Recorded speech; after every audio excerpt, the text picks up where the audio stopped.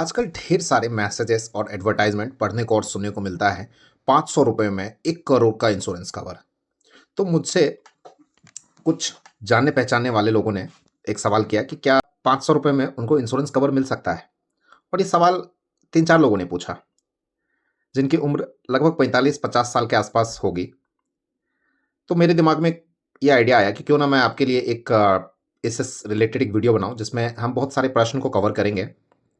और thanks to social media, term insurance की आजकल रिक्वायरमेंट जो है लोगों को समझ में आ रही है। खासकर कोविड पीरियड के बाद में लोग टर्म इंश्योरेंस परचेज करना चाह रहे हैं, खरीदना चाह रहे हैं। एक्चुअली सिर्फ टर्म इंश्योरेंस नहीं, पूरा इंश्योरेंस के ही लोगों को अब रिक्वायरमेंट समझ में आ रही है, चाहे हेल्थ इंश्योरेंस हो, चाहे लाइफ इंश्योरेंस हो। तो पहले सबसे पहले हम समझेंगे कि टर्म इंश्योरेंस होता क्या है। तो देखिए, टर्म इंश्योरेंस एक प्योर रिस्क कवर होता है। इसमें जो भी हम as per the policy agreement जो है, जैसा भी हम कॉन्ट्रैक्ट के हिसाब से जैसा परचेज करते हैं, एक प्योर रिस्क कवर मिलता है। वो risk cover in case of any miss happening, person को, उसके नॉमिनी को अमाउंट पे होता है व्यक्ति के नहीं रहने पे। अब वो कोई भी रीज़न हो सकता है एक्सीडेंट के कारण, हो सकता है कोई इलनेस के कारण, या कोई भी XYZ रीज़न के कारण अगर कोई मिस हैपनिंग होती है, तो परिवार को जो है वो पूरा एक निश्चित राशि मिलती है। और टर्म इंश्योरेंस में एक बड़ा इंश्योरेंस कवर एक छोटे से प्रीमियम में मिलता है। अ, सबसे पहले हम इसमें ये जानेंगे कि कितना इंश्योरेंस कवर की एक्चुअल लोगों को रिक्वायरमेंट होती है। तो इसके लिए जो है ना, एक बड़ा स्टैंडर्ड फॉर्मूला है। जो आपका एनुअल इनकम होता है, उसको आप 20 से अगर मल्टीप्लाई कर देंगे, तो आपका जो है ये निकल करके आता है कि आपको कितना इंश्योरेंस कवर की रिक्वायरमेंट है। सपोज किसी व्यक्ति का 10 लाख पर एनम इनकम है, तो उसको 2 करोड़ रुपए की इंश्योरेंस कवर की एक्चुअल रिक्वायरमेंट होगी। अब वो ऊपर नीचे डिपेंडिंग ऑन देयर रिक्वायरमेंट ऊपर नीचे ले सकते हैं। कितना इंश्योरेंस कितना टर्म की एक्चुअल ज़रूरत होगी। तो टर्म की अगर हम बात करें, तो देखिए, आइडल पीरियड होता है 60 ईयर, 60 साल तक लोगों को एक्चुअल ज़रूरत पड़ती है इंश्योरेंस कवर की। बट लोग क्या करते हैं ना, कि थोड़ा सा प्रीमियम और अतिरिक्त लगता है, बट 70-75 तक भी आजकल बहुत लोग ले रहे हैं। इसके अलावा कंपनियां 85, 80, 90, 100 तक भी इंश्योरेंस मतलब बेच रही है, टर्म बेच रही है। तो मुझे ये तो नहीं मालूम है कि अब किसी व्यक्ति को 85, 90 की क्या कभी रिक्वायरमेंट है कि नहीं है। मेरे ख्याल से नहीं होनी चाहिए। आपको आइडियली गो फॉर ट्रिपल 60, और मैक्सिमम 70-75 बहुत होता है, क्योंकि आपका देखिए प्रीमियम भी बढ़ेगा पर ईयर। जो आप प्रीमियम 60 में पे करेंगे, पर ईयर जो आप 75 में पे करेंगे, उसमें काफ़ी डिफरेंस है। और 85 में तो काफ़ी डिफरेंस हो जाएगा, तो आपको प्रीमियम भी इंक्रीज होगा। तो मैं तो आपको ये सजेस्ट करूंगा कि जो भी आप प्रीमियम चूज़ करते हैं, आपको कोशिश करनी चाहिए कि जितना पॉलिसी पीरियड आपने ले रखा है, आप उतना पॉलिसी पीरियड तक भरें। भले ही थोड़ा सा रिस्क कवर कम चूज़ कर लीजिए, बट आपका वो रिस्क कवर जो है ना, उसका प्रीमियम आपका पॉकेट फ्रेंडली होना चाहिए। ये ज़्यादा इंपॉर्टेंट है। इसमें अब हम बात करेंगे कुछ राइडर्स की। देखिए, राइडर्स जो है अक्सर लोग मतलब उसको इग्नोर करते हैं। और ऑनलाइन जब कोई पॉलिसी परचेज़ करता है, तो राइडर्स वगैरह तो 99% जो है लोग छोड़ ही देते हैं, क्योंकि क्या होता है उसके कारण, जैसे ही 500 हज़ार रुपये प्रीमियम बढ़ गया, तो आपको लगता है अरे यार प्रीमियम बढ़ गया तो उसको हटाओ यार, वो उसका समझ नहीं आ रहा है। लेकिन आपके लिए समझना बहुत ज़रूरी है कि एक छोटा-सा प्रीमियम अतिरिक्त भर के अगर आपको प्रीमियम वेवर बेनिफिट डिसेबिलिटी और क्रिटिकल इलनेस जैसे केसेस में मिल रहा है, तो इसको आपको 100% लेनी चाहिए। क्योंकि डिसेबिलिटी एक ऐसा मतलब केस होता है जहाँ पे व्यक्ति की डेथ नहीं होती है, लेकिन फाइनेंशियली जो है वो कहीं न कहीं फाइनेंशियली, इमोशनली अपना मतलब उसकी बहुत बेकार स्थिति होती है। तो उस केस में भी इंश्योरेंस का प्रीमियम भरना पड़े, तो ये जो है कहीं न कहीं सही नहीं होता है। तो पीडब्ल्यूबी 100% ऑप्ट करना चाहिए। और यही चीज़ क्रिटिकल इलनेस पे भी। क्रिटिकल इलनेस क्या होता है, जैसे गंभीर समस्या, जैसे कैंसर किसी को डायग्नोज़ हो गया, तो उस केस में इतना मतलब कुछ तो होना चाहिए पॉलिसी में कि अब आपको आगे का प्रीमियम ना भरना पड़े। हो सकता है उसके बेस बाद जो है व्यक्ति 5 साल, 10 साल जो भी जीता है, जितने भी समय जीता है, लेकिन अगर उस टाइम पे उसकी फाइनेंशियल स्थिति भी खराब रहती है और प्रीमियम भी भरना पड़े, तो फिर पॉलिसी किसी काम की नहीं होती है। इसके अलावा होता है एक्सीडेंटल कवर। एक्सीडेंटल कवर में आपको एक छोटा-सा अतिरिक्त प्रीमियम भरना है, उसके एवज़ में आपको एक्सीडेंटली अगर कुछ होता है, तो उसके लिए एक बड़ा आपको इंश्योरेंस कवर मिल जाता है। तो ये फिर आपके ऊपर डिपेंड करता है कि आप इसको लेना चाहें, नहीं लेना चाहें। इसके अलावा है क्रिटिकल इलनेस कवर।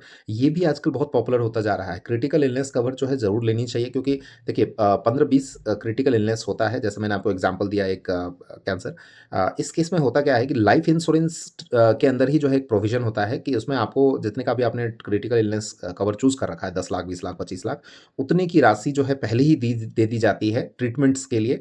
और वो एक निश्चित राशि होता है उसमें, मतलब सिर्फ वो डायग्नोज़ होने पे ही उतना पैसा दे दिया जाता है। तो ये एक बहुत बड़ा जो है फाइनेंशियल सपोर्ट हो जाता है। तो बहुत इंपॉर्टेंट है राइडर, और इसके एवज़ में प्रीमियम जो है कोई ख़ास हमें अतिरिक्त नहीं देनी पड़ती, बहुत छोटा-सा प्रीमियम एक्स्ट्रा भरना पड़ता है। इसके अलावा जो राइडर्स आजकल बहुत पॉपुलर है, वो है कि आप एक ही पॉलिसी में अपने स्पाउस को भी ऐड ऑन कर सकते हैं। कुछ कंपनियाँ आजकल इस टाइप की प्लान लेके आ रही है, जिसमें 1000, 2000 रुपए, 3000 रुपए जो है अतिरिक्त प्रीमियम भरना पड़ता है। और मान लीजिए 1 करोड़ रुपए का बीमा धन आप ले रहे हैं, तो अपने स्पाउस को आप 50% मतलब 50 लाख का उनका स्पाउस का भी जो है पॉलिसी कवर हो जाता है। तो ये भी बहुत पॉपुलर हो रहा है। इसके अलावा हमें कुछ बातों पे ध्यान रखनी चाहिए कि इंश्योरेंस कंपनी को कैसे चूज़ करें। तो इसके लिए कुछ पॉइंट्स मैं आपको बताऊँगा। पहला है क्लेम सेटलमेंट रेशियो। हमें ये देखनी चाहिए कि कंपनी की नीयत कितनी है इंश्योरेंस क्लेम सेटल करने की। अगर किसी कंपनी का आप देख रहे हो, मतलब जितना ज़्यादा है उतना अच्छा है, बट कोई ऐसा कॉम्पिटिशन नहीं होना चाहिए। मुझे लगता है कि 95 एंड अबव अगर क्लेम सेटलमेंट्स हो रहा है तो अच्छा ही हो रहा है। दूसरा है सॉल्वेंसी रेशियो। कंपनी की क्षमता कितनी है कि वो क्लेम पे कर सके। एक्चुअली क्या होता है, कोई कंपनी ने जो ऑलरेडी पॉलिसी होल्डर्स को जो कमिटमेंट कर रखा है, मतलब पॉलिसी इशू कर रखा है, जो उसका ऑबिलाइजेशन बनता है, उसका एटलीस्ट 2 टाइम्स, 2.5 टाइम्स, 3 टाइम्स जो है कंपनी का कैपिटल होना चाहिए। नेक्स्ट बात करें, ब्रांड वैल्यू मैनेजमेंट और प्रमोटर, ये सब भी मायने रखता है। मैं आपको जो सजेस्ट करूंगा कि जो टॉप की जो 4-5 कंपनियां होती हैं, कोशिश करिए टर्म इंश्योरेंस इन्हीं से हम करवाएं। जैसे LIC, Axis, Max Life, HDFC Life, ICICI Pru, Bajaj. अब इनमें से आप देख सकते हैं कि प्रीमियम कंफर्ट किस में आ रहा है आपको। जरूरी नहीं है कि आप एलआईसी में ही जाइए, आपको जहां प्रीमियम कंफर्ट अच्छा आ रहा हो वहां आप ऑप्ट कर सकते हैं, कोई दिक्कत नहीं है। अ, कुछ बातें जो आपको नोट करनी चाहिए, जो मैं आपको कहूंगा कि इनको आप बिल्कुल अवॉइड करिए। जैसे पहला है ज़ीरो कॉस्ट पॉलिसी, या आजकल मनी बैक करके भी जो है ना एक प्लान आ रहा है, जिसमें क्या कहा जाता है कि आप जो भी कॉस्ट पे करते हैं इंश्योरेंस का, वो आपको लास्ट में मिल जाएगा। और उसके बदले होता है क्या, जो चीज़ आपको 12,000 रुपये सालाना जो पॉलिसी आ रही होती है, उसका पॉलिसी आपको 28,000 रुपये की पॉलिसी बेची जाती है, 30,000 रुपये सालाना बेची जाती है। तो ये जो अतिरिक्त प्रीमियम आप भर रहे हैं ना, उसी से आपको जो है ना आपका फाइनल लास्ट में आपका जो पूरा इंश्योरेंस का प्रीमियम है वो आपको वापस दे दिया जाता है। लेकिन मैं आपको बोलूँगा ये सब बिल्कुल ट्रैप है, इन सब चक्करों में मत पड़िए। जो आप अतिरिक्त प्रीमियम है उसको आप म्यूचुअल फंड्स या अलग माध्यम से आप इन्वेस्ट करें, उससे आपको लॉन्ग टर्म में ज़्यादा अच्छा पैसा बनेगा। और आजकल एक नया प्लान भी देख रहा हूँ मैं, यूलिप बेस्ड भी टर्म इंश्योरेंस कवर जो है बहुत सारी कंपनी ला रही है। जैसे मैंने इसमें टाटा एआईजी का नाम सुना है, और भी बहुत सारी कंपनियां हैं जो इस टाइप का काम कर रही है। तो कहीं ना कहीं ये तो मुझे ये भी एक ट्रैप टाइप का लगता है। आपको लाइफ लॉन्ग मतलब कवर चाहिए होगा, आप ये 2-4 साल का यूलिप प्लान और इधर उधर के चक्कर में जो है मत पड़िए।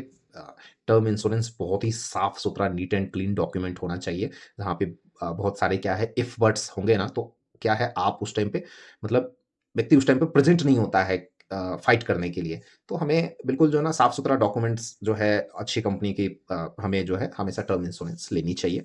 और टर्म इंश्योरेंस में कोशिश करिए कि रेगुलर प्रीमियम भरें हम। इसका भी अपना एक मायने है। कंपनियां क्या करती है, ज़्यादा प्रीमियम्स वगैरह डिस्काउंट तरह तरह की देख करके कि 5 साल का भर दीजिए और 60 साल तक कवर लीजिए, 10 साल का भर दीजिए, 60 साल तक का कवर लीजिए। देखिए तो क्या होता है ना कि रेगुलर रखेंगे तो क्या होगा, आपको सर्विसेज भी टाइमली सही से मिलता है सब कुछ। और आज जो आप प्रीमियम भर रहे हैं ना, उसका 10 साल के बाद जो प्रीमियम प्रीमियम तो आपको बढ़ना है नहीं। प्रीमियम 10 साल के बाद आपके लिए 50% 40% का उसका वैल्यू रह जाएगा, और 20 साल 25 साल बाद तो नेग्लिजिबल वैल्यू उसका रह जाएगा। तो बेटर है कि आप रेगुलर प्रीमियम में जाएं, इन्वेस्टमेंट्स को सेपरेट करके रखें। और सबसे महत्वपूर्ण कि मैं आज अभी आपको इसमें कुछ मैं प्रीमियम मैंने नोट किया है वेबसाइट से, कि कितना क्या 500 रुपए में वाक़ई कवर मिल रहा है कि नहीं मिल रहा है, ये चीज़ जिससे मैं आपको समझा सकूँ। तो देखिए 500 रुपए में तो कोई 1 करोड़ का बीमा आपको नहीं मिलने वाला है। जब तक कि आप 18 साल के ना हों और आपको 3-4 साल के लिए, 5 साल के लिए पॉलिसी चाहिए हो, तब तो ठीक है, नहीं तो आपको नहीं मिलने वाला है। कोई भी व्यक्ति पॉलिसी लेगा तो कम से कम 60 साल तक तो बीमा चलाएगा, पॉलिसी चलाएगा टर्म इंश्योरेंस। तो अगर कोई 20 साल का व्यक्ति है और अगर वो 60 साल के लिए बीमा ले रहा है, तो मैक्स लाइफ में जो है उसका 800 रुपए का प्रीमियम आ रहा है। अगर वही 75 साल के लिए ले रहा है तो 980 का प्रीमियम आ रहा है।